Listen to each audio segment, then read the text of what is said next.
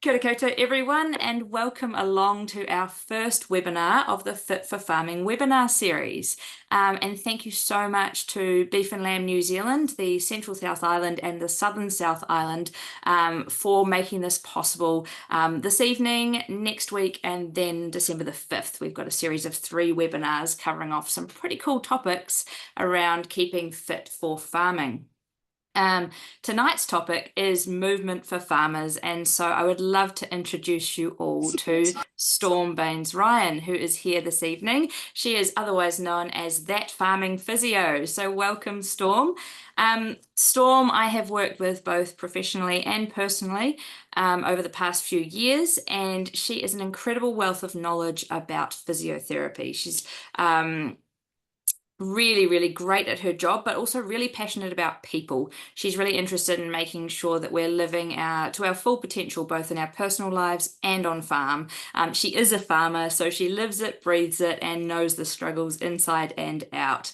So I guess a bit of housekeeping for tonight. As I said, we'll keep you muted for now. You can unmute yourself if you need to ask a question. But what we'll do is any questions you have along the way, pop those in the chat and I'll keep track of it, and I'll make sure that I get those answered by Storm at some point throughout this evening.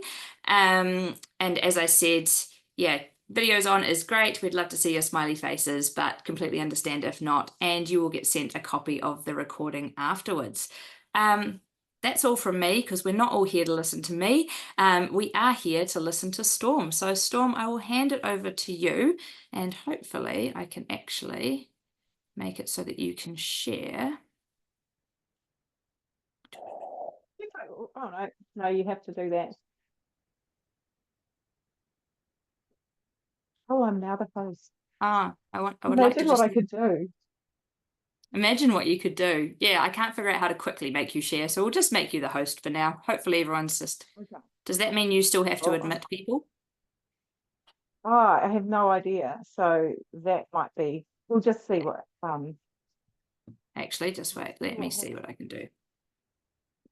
You should be able to share your screen now, can you? yeah, I'm just on the wrong. Perfect. A minute. Clear that, and then I need to make this page. Excuse me. Present. I'm asking you to and present, and there we go. So Outstanding. there we go. Look at that. All the techniques and technology. Right. So I'm standing because I end up sitting all day. You'd think I'm really physical, but I'm not. Right.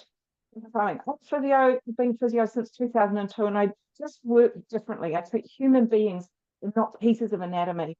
So I try and find out what people are doing, who they are, what they're up to, really getting down to the nuts and bolts of them so that I can treat them and not just use a template treatment for them.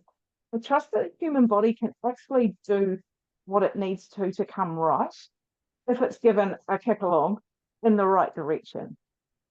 And so I expect that my clients are going to do the work to come right. And what I do is I work with you in a team to work out what's going to make you feel better, what's going to make you feel worse. And then we obviously go down the track of what makes you feel better.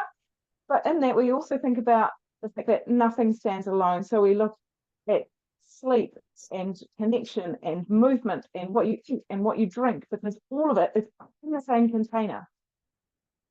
And I live with my husband and my 4 kids on a farm near Bisborne. We finish sheep and beef. Plus, we've got all of the farmyard animals. Right, so we're going to go through this. It's just a quick run sheet. I'm going to try not to talk too much to my slides, and we'll probably be able to send you the slides so that you can have a look at them. It's my bullet points to remind me to stay on track. If I go off track, I need to be stopped. Right, so when I'm treating a whole person physio, some of the first things I ask, and this is not a complete list, I ask you about your sleep. We need to be getting 7 to 9 hours of sleep per night just to be decent. Unless you're a unicorn, that's like 1 in 100,000 people. So, there's not many of us around that need less than that. And we need enough sleep for our bodies to do all their metabolic processes. We need enough to get for our muscles to get stronger, which is a big key point of what I do. And also, you know, coincidentally, everybody else is nicer if we get more sleep. We need to be hydrated, and this is where I do riff off on a little bit. We need water to function. We need it for our brain, we need it for our muscles, we need it for our joints, we need it for our cartilage.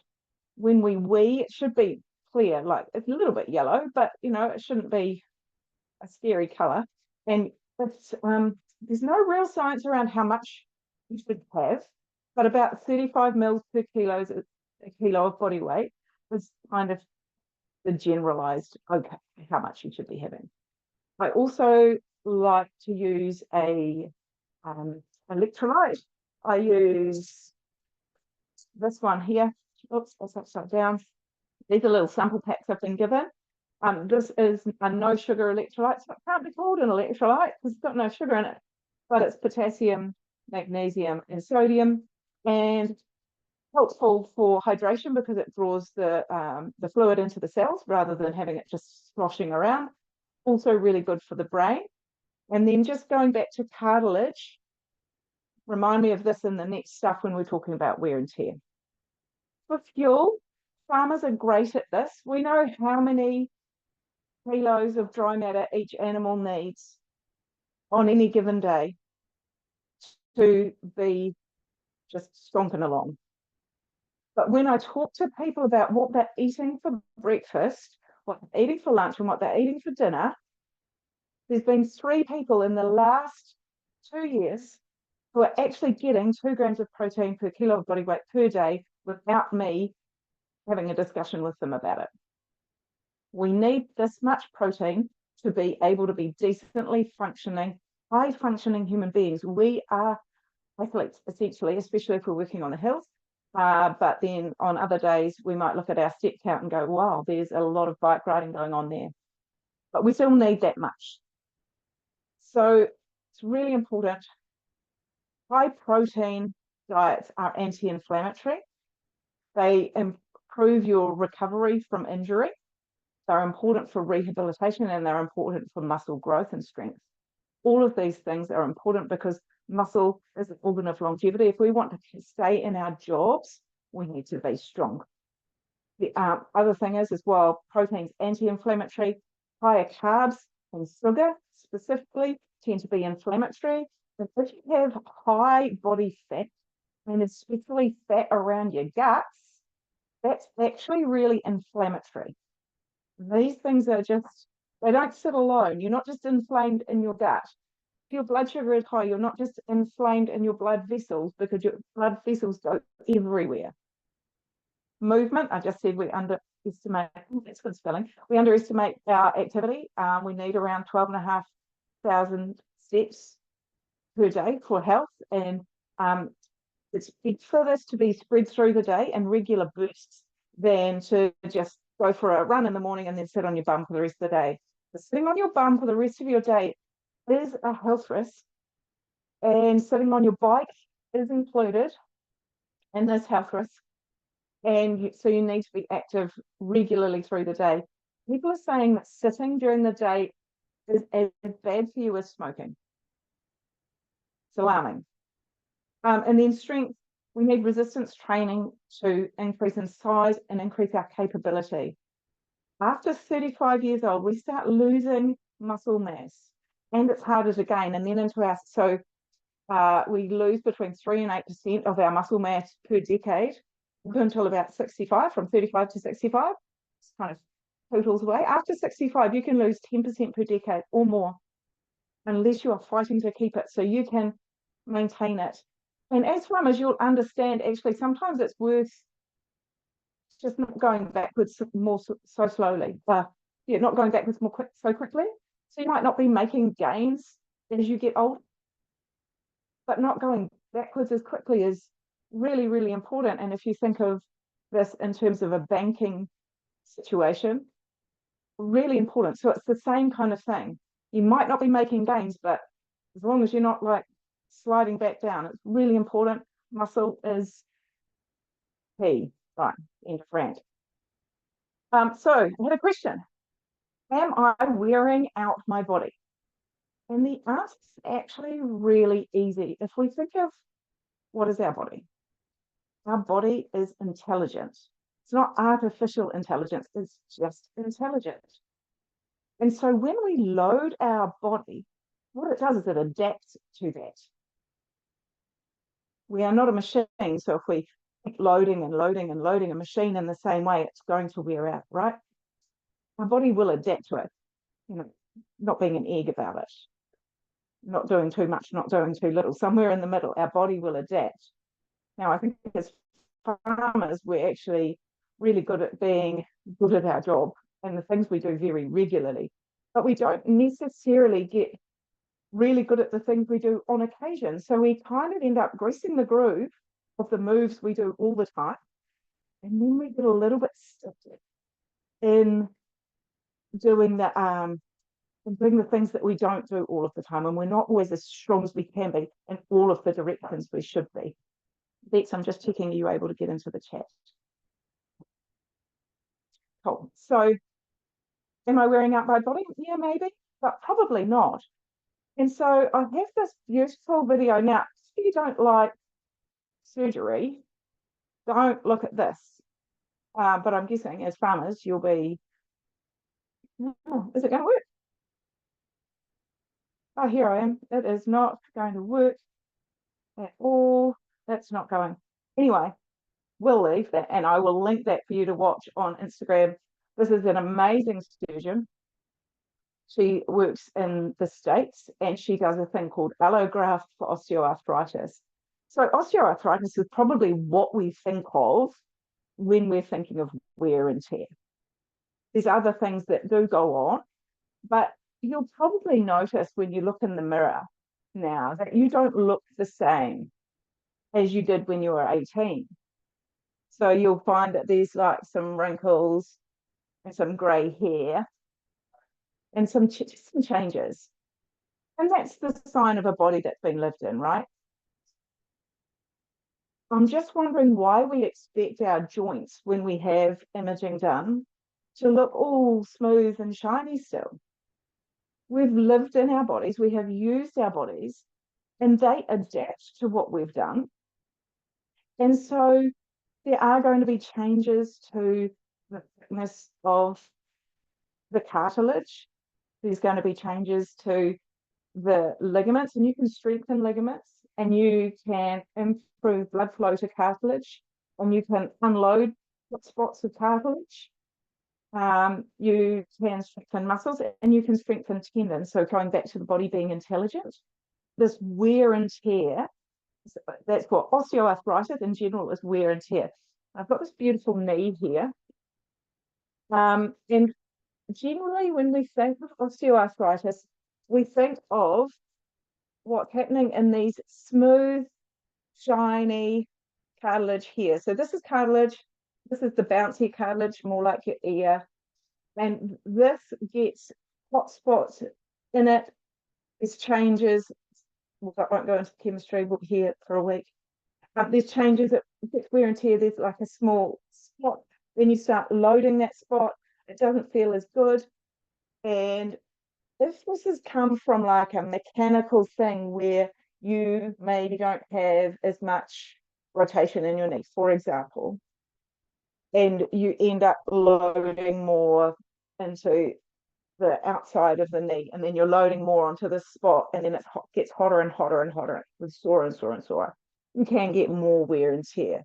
So there are some mechanical influences into that. However, you can change that. Hang on, I don't know what I've done here. Sorry, everybody. We'll go back. That's weird. Righto. Here we go.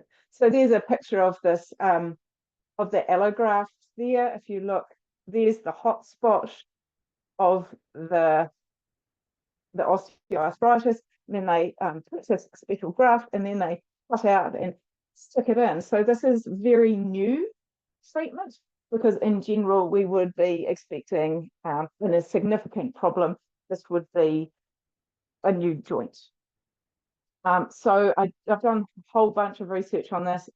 I hope I'm not going to bore you too much, but so there's, when I say don't be an egg about it, elite athletes and lazy people tend to have more osteoarthritis than people who are recreational to high level athletes. Impact sports seem to have more problems with this wear and tear in the joints, and specifically power sports. And so injury prevention should therefore reduce your risk.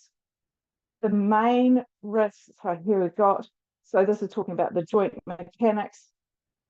And then just going on from that, if you have got some wear and tear in your joint, it's actually not only safe, but recommended to be more active, working within your pain tolerance. And a pain tolerance of 2 to 3 out of 10, with that pain decreasing really quickly, be up to a 4 or 5 as long as it drops very fast afterwards. Very safe. You should move, because by getting stronger, you can actually unload your hotspot by improving your mechanics. So it's not just about getting brute strength, it's about improving mechanical skills and biomechanics as well. So people would often say that running really increases your osteoarthritis risk. Actually, again, unless you're elite, it's unlikely to have to be an issue. And there's actually a really interesting study which is more about meniscus. So that's the shock absorbing cartilage in here. They got a huge number, and I can't remember how many, huge number of runners, and they did MRI scans of them. They were running marathons. And about 56% of people with zero pain had tears in their meniscus. So another thing we actually know that this kind of leads on to, that imaging doesn't always tell you about your pain. It tells you about your grey hair and wrinkles, and it tells you about what your tissue is, but it's a snapshot of your tissue. It is not an image of your pain, because pain comes from your brain. And that's not me saying you're making it up, but your eyes are part of your brain. So what you are seeing right now goes into your brain, gets processed, and then is an image. It's even flipped upside down. Crazy. What you're hearing has to be processed, but what you feel, it also has to be processed. And what you feel is literally just information about what kind of pressure, what kind of heat, what kind of stretch is coming up into the brain. And there's also nociceptors, which feel the noxious stuff. There's a bunch of things. That comes up into the brain, and then the brain makes sense of it. And that explains why we can feel pain that's really significant if we do a significant injury, but also why we don't feel pain if we have a significant injury, if it's not safe to feel pain. And that's why you hear of people who run a mile with their leg nearly severed, because it's more important to get themselves to safety than to feel that pain. I've got lots of stories on that, so I'm going to keep on going. But it's just really important to know that activity is helpful, and imaging can show you what your tissue is, but doesn't always explain your pain. And then again on that, so I'm going to just go again, is that often people will get a scan and it says, and they're told that there's nothing significantly wrong. There's just a bit of wear and tear. There's just a bit of, aging in the joints, but it's really, really sore, and it's worse since you've hit it or something. And my theory on that is not that there's no damage there and that it's normal, because it wasn't painful until you hit it. So it probably isn't that that's causing the pain, but the fact that you've hit a tissue that is not all 18 years old and shiny and brand new, and then the body sends all its healing stuff to this that it normally sends to the shiny brand new stuff. And it's like, well, I don't know what to do with that, because this is not shiny and brand new. And the chemicals you sent me are wrong. That's my theory on it. So I'll go around back here. So really, the wear and tear and the pain, biggest factor here is age. So big factor. So the big two factors, activity is not really a factor unless you've been lazy ass, or elite athlete. So injuring yourself is a significant predictor of getting wear and tear and problems in your joints. And when we talk about the joints, it's not just the cartilage. It includes, the imaging shows the cartilage, but it actually always includes all the other parts of the joint as well, including the tendons, the ligaments, the joint capsule. All of those things are included. And then activity, not really a thing. Age is definitely a thing. And then that's us. So that's the wear and tear. I hope that that's answered that question. Do we have any questions on that before we move on to back pain?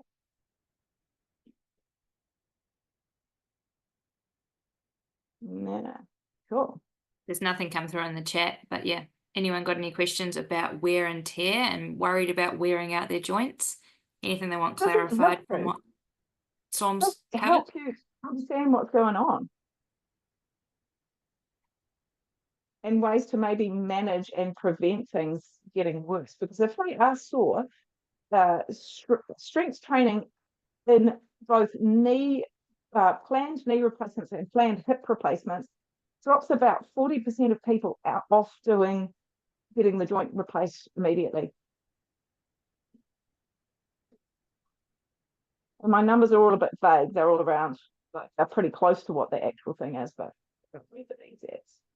right. So if we go to back pain, because some people came into the excuse me, into the questions with, they get back pain.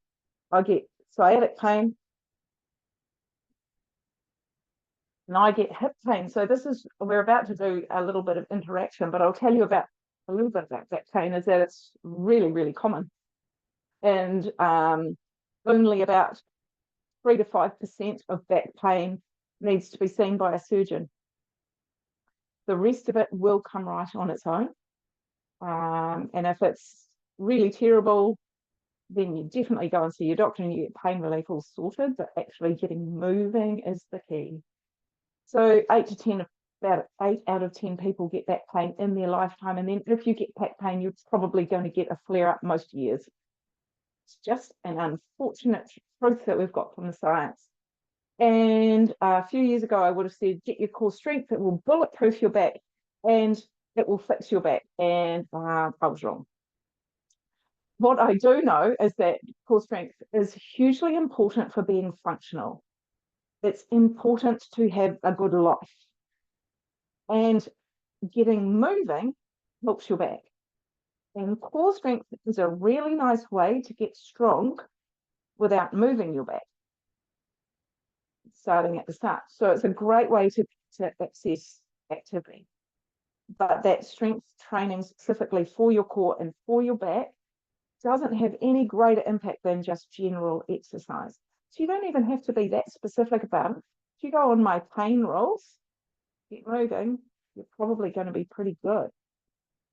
Learning how to manage your flare-ups if you get back pain is probably the most important thing so you can have a good life, because you're going to get a flare-up. Do you know that if you are 4 days, you wake up every morning, you do your test, and then you've got that for 4 days and it's not settling, then you need to actually go and do something, then you've got some skills because you're not waiting until you're at the bottom of this cliff before you need help. Right, so here's what people said. My back hurts when I'm working in a race. I get sciatic pain when holding sheep up when dagging in a race. And it's a pretty average job, to be fair. I don't to spend the day dagging. I mean, it's really rewarding at the end of it, but it's a hard job. And then also my hips hurt when I'm working in a sheep race. So what we're going to do is we're going to spend a couple of minutes on hinging practice. And I don't know if you're on my email list, this came through last week or the week before, and it's about learning how to hinge properly.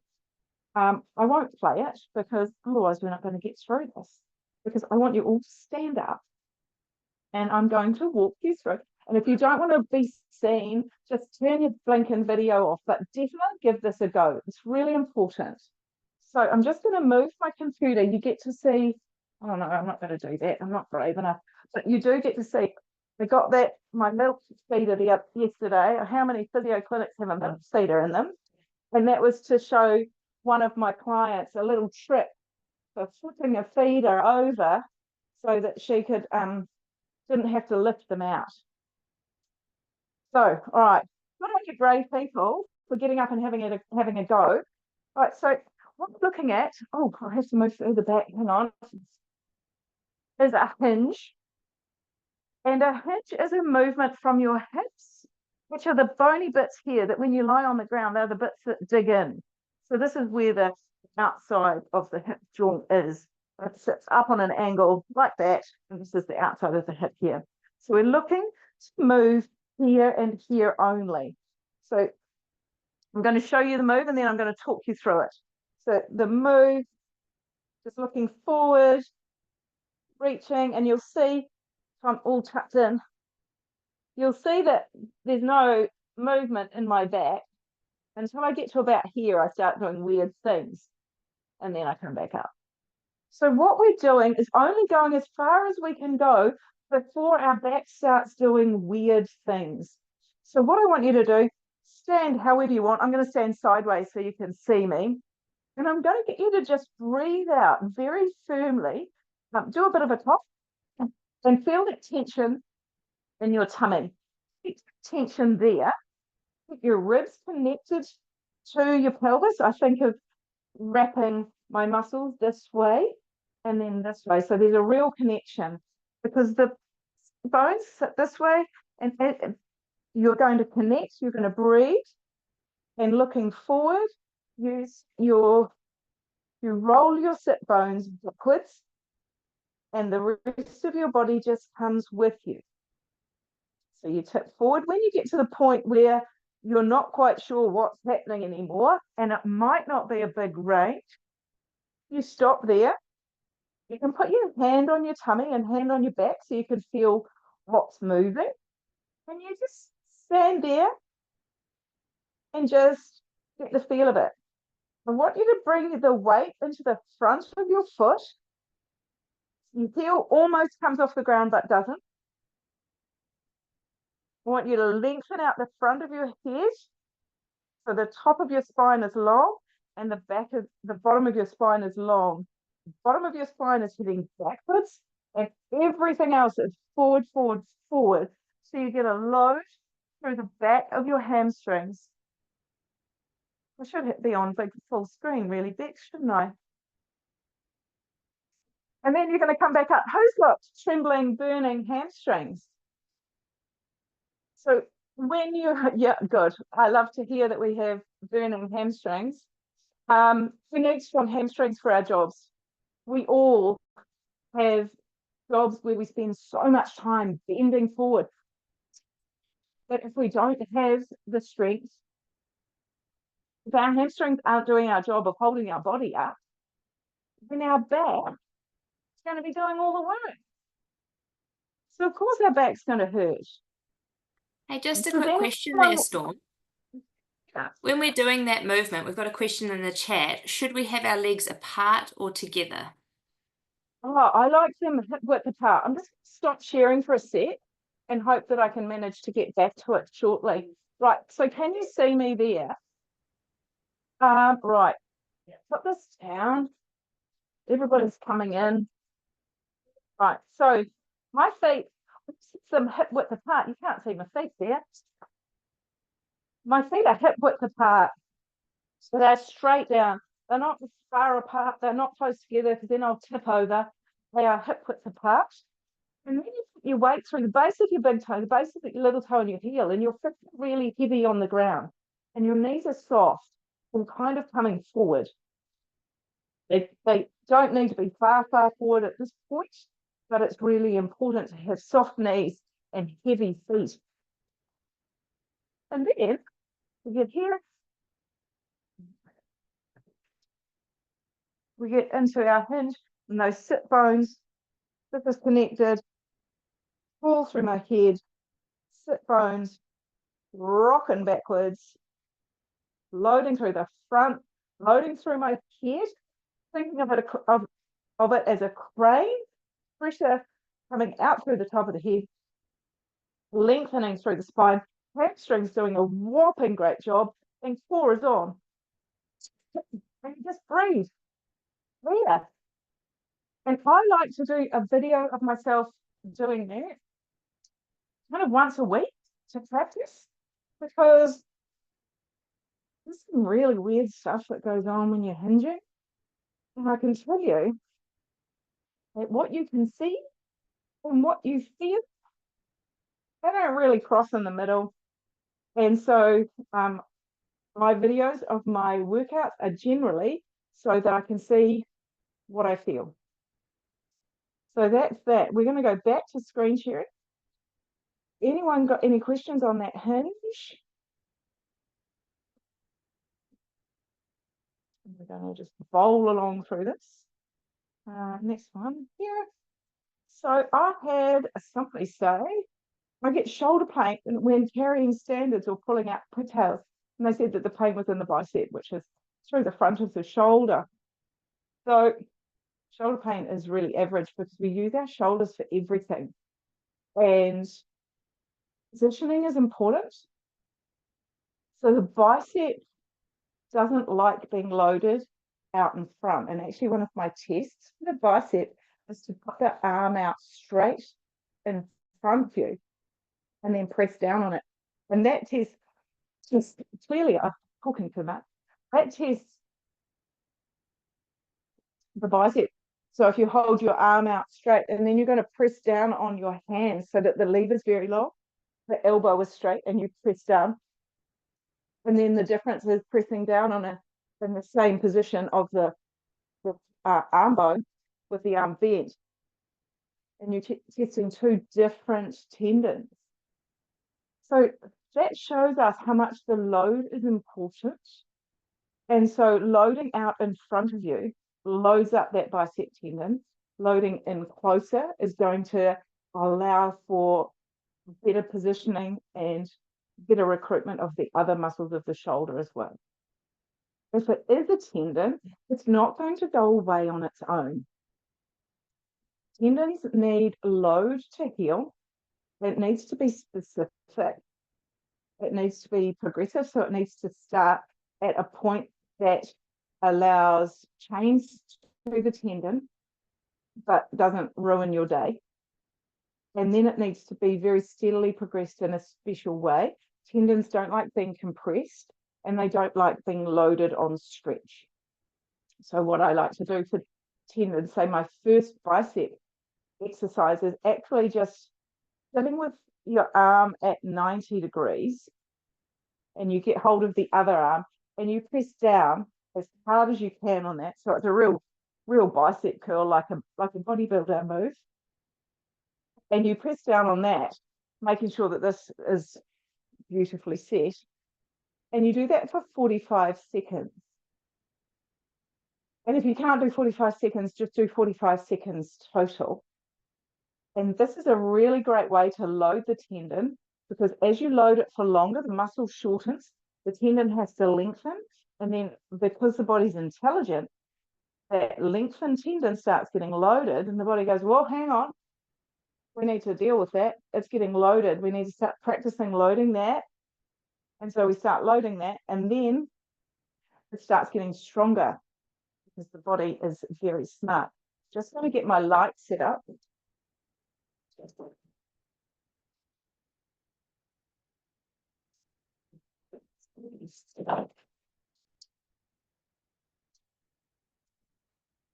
Sorry, I don't look like might not be getting it. Let's set up. There we go. That's betterish, I think. Right. That's that one.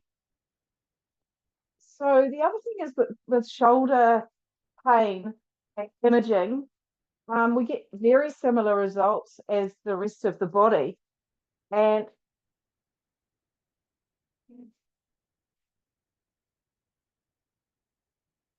sorry, I'm just going to get this so I don't look like I'm in a police shot.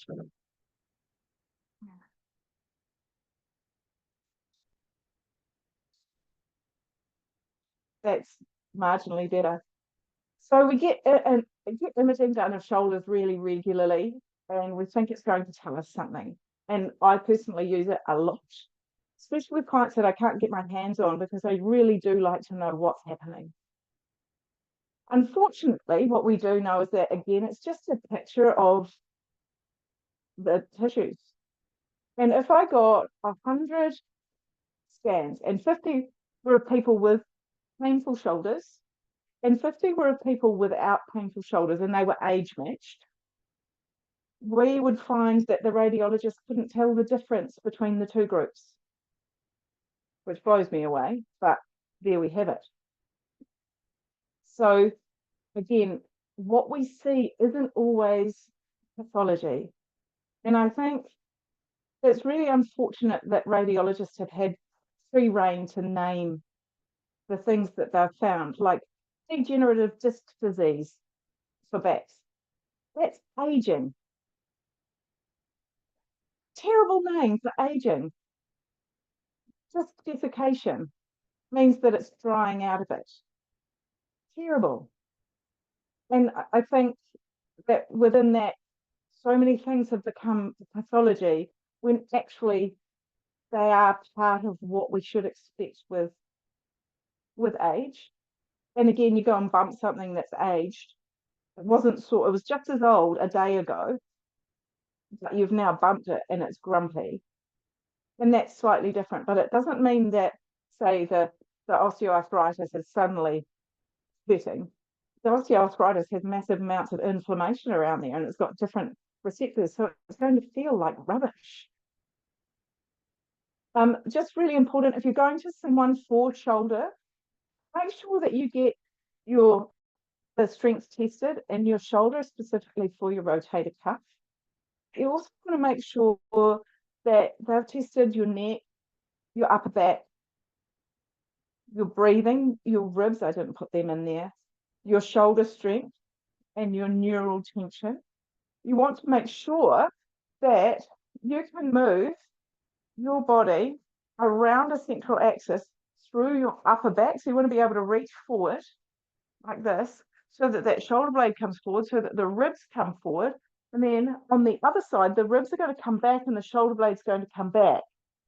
These are not part of the shoulder joint, but they are all an integral part because it is not just the shoulder joint that does the movement. And you need to make sure that all of these things are cleaned up. And often we find that we clean up a bit of neck pain, we clean up a bit of upper back, we do some breathing without touching the shoulder. And I actually did this yesterday. We did an abdominal release for someone. Their shoulder got here, it was quite sore. We did an abdominal release. We did 5 minutes of breathing. It was 3. We were in a rush. And his range went to this. We didn't touch the shoulder joint. The shoulder felt better. And it's all about the mechanics up the chain and just cleaning some stuff. And that's why I'm so passionate as well about making sure we're eating well, drinking well, sleeping well, because all of that contributes to inflammation. The less inflammation in the body, the better you're going to feel. Somebody said, we're nearly there. How to best manage tennis elbow was the question. They're a dairy farmer. And this is another one of my politician answers that says it depends. So you want to make sure that we've got all of those things I talked about just before, because the elbow is attached to the shoulder, which is attached to the ribs, which is attached to the spine. The diaphragm's attached to that. So you need to make sure that all the way back up the chain is working well. Aside from that, you need to settle it down and stop annoying it. And sometimes that means that you do have to stop what you're doing so that it settles. Because settling it is the key ingredient to being able to do more. When we go to the gym, we do weights, it hurts a bit, and then we get better. It's a different kind of hurt than what I'm asking you to do here. I'm asking you not to make it painful. I don't really care how sore your muscles get when you are doing gym work, but I care about what your injury does. And we don't want to flare that up. We want to settle it down because your life will be better when it's settled. And with injury, I have never found that really pushing into pain has given me the gains that are equal to the pain. And actually, what I do find is sneaking under the radar, and here's where your pain is, and here's where you're working. It might be very high reps, but this creates much more improvement than smacking into that pain barrier. I've worked with people with chronic pain, and I've done this for a really long time, and I just won't push people into that injury pain when I'm rehabilitating them anymore. Muscle pain, I don't care, just go. So then we're going to deload it. So we're going to look at the mechanics around the area. So how are you gripping? Are you gripping with a straight wrist? Is it tipped up? Is it tipped down? Is it sideways? Is your movement a movement you've learned through lazy patterns or, efficient patterns, not lazy patterns? Or is it actually optimal? We need to look at this. We need to really specifically dial in the movements that you are doing in day-to-day life, not just in the shed, everywhere else, to see if we can stop annoying it and let it settle down. We're going to deload it. And then we're going to reload it. So you start loading up the tendon, because tendons like load, but they like specific load. And then we go through a real specific strengthening program that includes not only the elbow, but the wrist, because actually, when you're sore in the elbow, that muscle does very little to bend your elbow. It's actually a wrist extensor. So it's the muscle that does this. This movement here is the one that causes the problem here. Who knew? Huh? I know. So we actually look at how your wrist is moving. And actually, here's a cool trick. If you get your wrist and you put your hands on it like that, one on the front, one on the back, and then you make a fist, do you notice that as you make a fist, your hand pops backwards, or does it stay flat? Because I can see you, Rebecca. What happens is we overuse these muscles here, but to make a fist, we're using the muscles in the front of our forearm. So they should be working, and the ones in the back should switch off. But what we're doing quite often is doing this. And so we are working these muscles when they should be switched off, and these ones should be working. So we're trying to just grip without tipping our wrist back. So it's actually a really cool rehab exercise, just as they're doing this very lightly without moving our wrist as we straighten and bend our fingers. That's a really cool exercise that I was taught by a very clever bunch of physios. Bracing is really helpful. Bracing unloads that tendon. I know a surgeon who's like, I've got tennis elbow, just put a brace on it. And I'm fine. I was like, the rehab part of it is like, good. And so he used it to settle it down, and now it's pretty much right. He just uses it for doing heavy things. I was like, seriously, we have got some skills we can use here. Like, no, we're good. So bracing can help. I don't recommend my surgeon's approach to this. So then there's other things we can do. So soft tissue release, like massage, trigger point therapy. Some people do acupuncture. I used to, but I don't anymore, simply because of the admin required. There's manual therapy. Moving the joints around can be really nice, really soothing. I think it changes the actual mechanics of the joints. But we get some neuromuscular neuromodulation changes. The brain starts to settle and everything starts to feel better. Cortisone's been a really popular option on and off through in waves over the years. People are saying that tendinopathy now has no inflammatory component, but it does. And so if you've done an 8-week trial of your strength work and rehabilitation. And it's been 8 weeks of decent work, probably more like 12 to be fair. And it's not really changing. The cortisone injection can give you a window of opportunity to actually do that strength training without the pain and start to load up the tendon more without your pain so that you're able to sleep at night, because nobody wants to lie in bed with their elbows throbbing. Cortisone has some risks involved, and sometimes you do only get a 2-week window where there's no pain. You're not allowed to lift for 1 week afterwards. What it can do is it can give you anywhere from 2 weeks to 6 months, and in some rare cases, full recovery for no apparent reason.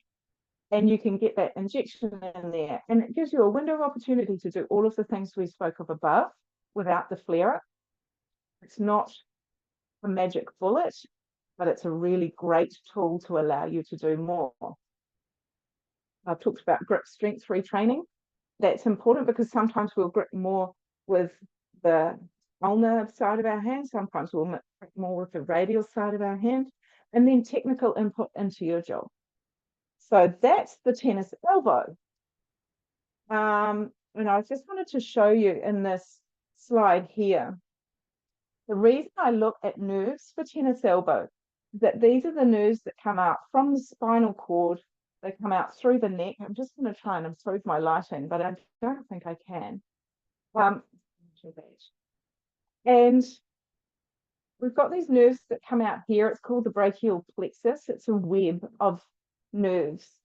They run out from the neck, down under the collarbone, through the front of the shoulder, and some of them dive backwards. One comes out to supply the skin just here, and then the rest come down and supply the muscles and skin and joints of the lower limb. Now, if you look here where this blue dot is, I'm about to move it. The radial nerve supplies this part of the joint. Now, the radial nerve also wraps itself around the radial head and comes through. It can be between these two muscles or through these muscles. Everyone's a little bit different. And if the nerve is a bit caught here, you can blame the nerve being caught here as the problem. But it's more like a vacuum cleaner cord. And there's actually plenty of vacuum cleaner cord, and there's no damage to the vacuum cleaner cord. But I can see there's a loop in it over there, and I can see there's a loop in it there, but it's caught on the door, and it's caught on the table, and it's caught on the chair. But I can't get the damn thing to move. There's nothing wrong with the damn cord, but it's not moving as well as it should. So we like to make sure that the neck, the shoulder, and the elbow are all moving nicely, because we want the vacuum cleaner cord to be moving and sliding. So tennis elbow is a tendinopathy. It's dysfunction of healing. And that's probably the same, to be fair, with that biceps. And what that happens, any tendinopathy, is the tendon has a blow to it or a long period of load. And normally would have healing and breakdown in a roughly even balance. Something knocks that balance off, and then the healing becomes disorganized, and then we have changes. I deleted all the chemical changes, so I didn't talk too long. And what happens is it gets out of whack. Now, the only way to get that back in whack is to load the tendon properly. And that's the same with any tendinopathy. And nobody can, I don't think anyone can change my mind on this at this point. Maybe in 5 years' time we'll be talking from a different shape, but this is what we know right now, that tendinopathy, they need load. It's not going to go away on its own. It might feel better. That's probably because you're not doing anything. Once you start doing something, it's just going to be all annoyed again. All right, so that's me. You can get all of this information here. You can email me. If you do want to come and see me for an appointment, you just need to email me for an appointment, because my online booking system is not up and running yet, but mostly because I don't know which days I'm going to be working. Mostly Mondays, but sometimes on Sunday too. I've got a website, I'm on Instagram, I'm on Facebook. I have a newsletter that comes out once a week, and you get like a little snippet of information that's kind of like this, but smaller. And it should be only like a 5 to 10 minute read at most. I don't want to overload you. And that's me. That's how you can get hold of me or get more information. I give most of it out for free. And then I've also got a bonus for you all. If you look down the bottom here, I work with, oh, I've written it wrong. But I work with mineral.co.nz, and that's sugar-free electrolyte. And you can buy the regular stuff with using my code, that farming physio 10. But there is another code of that farming physio 25, where you can get a 25% discount on a sample pack of all the different flavors in little sachets. So you can see if you like it. Definitely worthwhile using in this hot weather. I'm going to stop sharing. And then, oh my gosh, I even did it on time. Just Well going to see if there's done. any questions. Does anyone There want to are. We've got ask me anything? 3 questions come through. So I'm Oh, gonna let's see if we do a can. quick fire question round for you, Storm. Can it? I need a So red the button. what's that? Red button? Need a button. The first one is how to minimize tightness in the inside of the forearm from milking.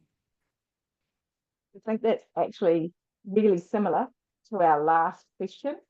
Tightness often comes from weakness.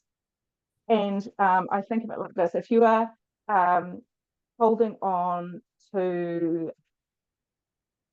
a kid and you're going to go across the road and that kid's holding on to you, so that means you've got like an adequate amount of strength. So I've got some strength, you've got some strength. In a car's coming, you're just going to hold them firmly. You're not going to squeeze as tight as you can. That would be normal. And then you use it and then it switches off. But if you're not sure what that kid's going to do and they're trying to drop out from you and run across the road and they're not paying attention, you're going to hold as tight as you can because you don't know what's going to happen. You don't know how much of your strength is going to be needed. So you're just going to hold them as tight as you can until you get them to safety. So if you've got a weak forearm, you might find that you are gripping and bracing but harder because you haven't got the ability to turn it on and off like it should. That's one option. The other option is that your muscles may be tight. And I actually did a video on this like a couple of weeks ago. And what we can probably do, Bex, is I'll put the link to it maybe, in the follow-up email. I'll find that specific one oh, and drop it in there. yeah. And then I've also, if you go to, there's in my Instagram, there's like a freebies. One of them says there's a 5-minute warm up, yard work warm up, and I've made it specific for farmers and rural workers, so you don't have to get on the ground. And that includes a really specific group of stretches for the forearm as well. I would also recommend just checking your strength, checking the length, and then also checking back up the chain. Just see if the elbow's working well, the shoulder's working well, and see if you're getting enough sleep. Like, are you really tired? Because that makes a difference. And so I've had just a relatively horrific week with kids' health and sleep, and I've been getting really good sleep this week. Everything hurts. Everything's gone well, but I'm just not getting enough sleep. And I know dairy farming is incredibly, I actually just want to say inflammatory.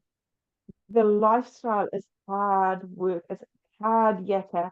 Going to the end of spring, there's not been much sleep. There's been huge amounts of work. There's been huge amounts of stress, huge amounts of lifting, going from a month off. Make sure you see that I'm saying off to full-blown work very quickly. Heavy work, lots of forearm work. There's lots of things that could be involved, but try the stretches, see if that helps. The other thing, actually, the spiky ball is really, really nice. And you just pop this on a hard surface. I don't use it in my hand. I can't press hard enough with my hand into anything unless it's really sensitive. Then you might want to do that. And just you're going to roll however feels good. No more than a 4 out of 10 pain. If the discomfort feels ace, then go for it. Right through the soft tissue. I wouldn't really go hard onto the tendons. That will feel nasty.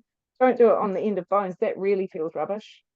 But try a spiky ball. You can get them from Kmart. This one's from a health place, but Kmart ones work fine.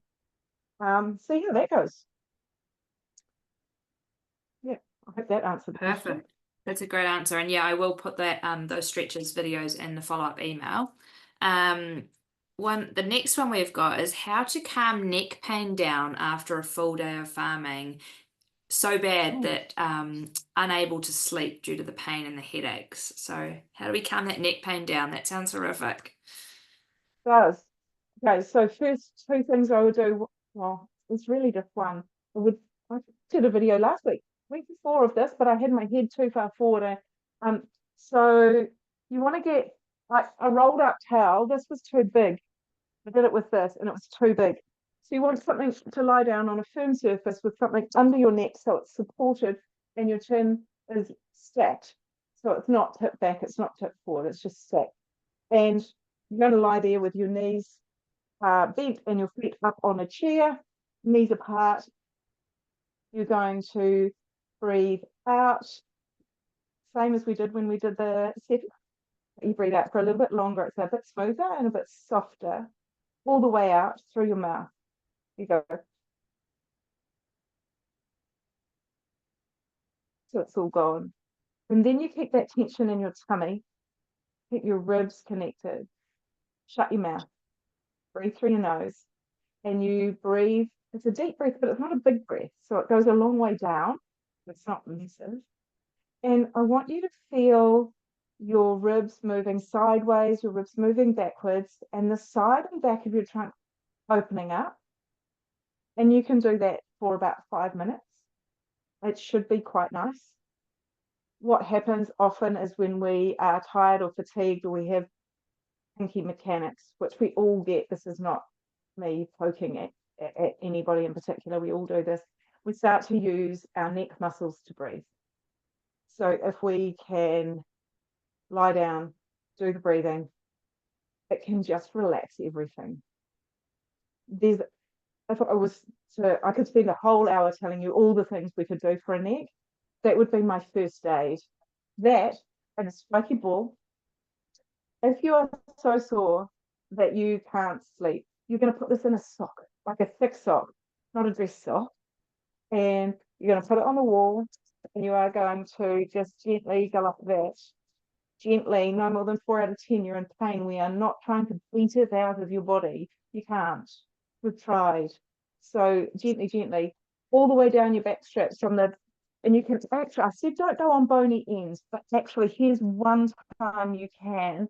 You're going to go up here on the back of your head because the muscle comes up here and covers the back of there. You can come up there with your fingers actually now. If you get your hands up there, everyone, just come up into the back of your skull and feel that really tender, yeah. You can get up in there with that spiky ball as well. Just remember that you're on bony. There's muscle on bone there and it's a little nasty. So you want to get up in there and really just work nicely and kindly all the way down your spine.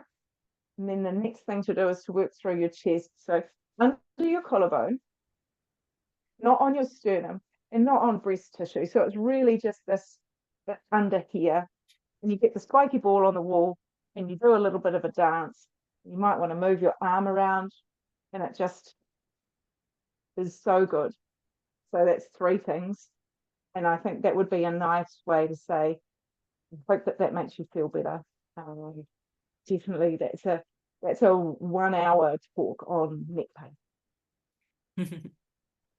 Sounds like a repeat webinar. And we've got one last one here from Blair around wrist pain from milking cows, but it's now coming back when he's crutching ewes using a handpiece. He was originally diagnosed with a tendonitis. Yeah, so a tendonitis is kind of an old-fashioned term, and it's when I think now, so it's when doctors haven't quite got caught up with the tendinopathy. It's the same thing happening, or else radiologists trying to use different describing words for the same thing. Otherwise, very boring. Imaging reports would be even more boring. So tendonitis and tendinopathy. Tendonitis would be probably something that's happened from a bang, that's happened very quickly and come on very quickly. Tendinopathy is more like what we've talked about with the biceps and with the elbow. I would definitely look at your mechanics when pitching, making sure that you're driving from the shoulder and further back rather than using the wrist to do the work. I'd be looking at the forearm stretches that I've talked about. I'd probably look at bracing it just to settle it down, especially if it's very flared up. And then I would look at a progressive strengthening program, starting with isometrics, holding it still, and then progressively going more. The other thing you can do when you've got specifically hot tendons, which I've forgotten to put down, is ice massage. So you get an ice cube, and I have to say this for health and safety. You put some cream on your skin, just in case you get an ice burn, which nobody has ever done, but I have to say this. And you get a piece of ice, and you can get a decent sized piece of ice and wrap it in a flannel, or a tiny piece and pitch it in a flannel. And then you get the spot of wherever it's sore with cream on it, and then you rub it with ice. And it gets cold, and it's boring, and then it gets sore and you want to stop. And you just do a small amount at a time, small area, and it gets numb, and then you can stop. And you can do that a couple of times a day, actually as many times as you need. People will say that ice is not helpful and it stops the inflammation, and we need the inflammation, but actually in this situation you just don't. The tendon needs load, the tendon needs an impetus to heal, and it doesn't need any more inflammation.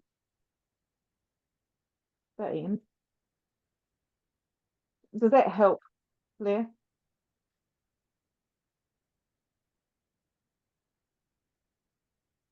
We've got a thumbs up. Awesome. I'll take that. Absolutely. We've got another message here just from Emma. She was the one that had the pain in the bicep and the tendon, Okay. saying that she's lucky she has a massage chair, practically lived in it lately. Shoulders have been so tense as she's been undoing all the knots, but the pain in the bicep at the elbow has decreased. She also hasn't had to dag anything in the last week, so that has helped. Imagine what a bit of rest will do. Yeah, Emma, I'd definitely be looking at strength around all the other muscles in the shoulder too, wondering why that bicep is taking the load.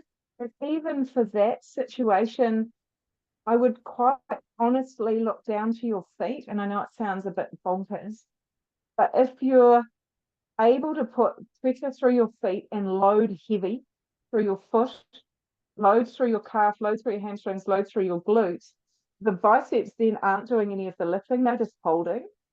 So I would look at the connection back forth. I would look at all of that. If this is not settling, I would be looking all the way back down the chain, not just at the shoulder, but I would definitely be looking at the shoulder, looking at bicep strength, neck range, and rotator cuff strength specifically. Awesome. Thank you very much for that, Storm. So yeah, I guess we're mindful of people's time. It's 8:36 now. It looks like we've got some thank yous coming in for those that have received some advice tonight. What I'm going to do is I will make sure that in the follow-up email you will receive a link to that farmer's warm-up video, which is fabulous. Highly recommend that you check that one out. A link to the breathing exercise that Storm just covered, and also a few different key takeaways from tonight's webinar. Once again, make sure that you go and head along and follow Storm on Instagram. Incredible account. She's always giving away loads of free advice, heaps of exercises, really practical for farmers. We work a really physical job, so it's so important that we keep our bodies moving and we get the chance to enjoy the work that we do. So really important. So make sure you give Storm a follow there.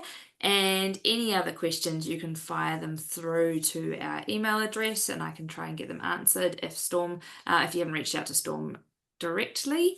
The other thing that I was quite remiss to say at the start was to probably introduce myself a little bit more, and maybe what the whole story does. I just wanted to fire into the content. This is the least important thing of the night.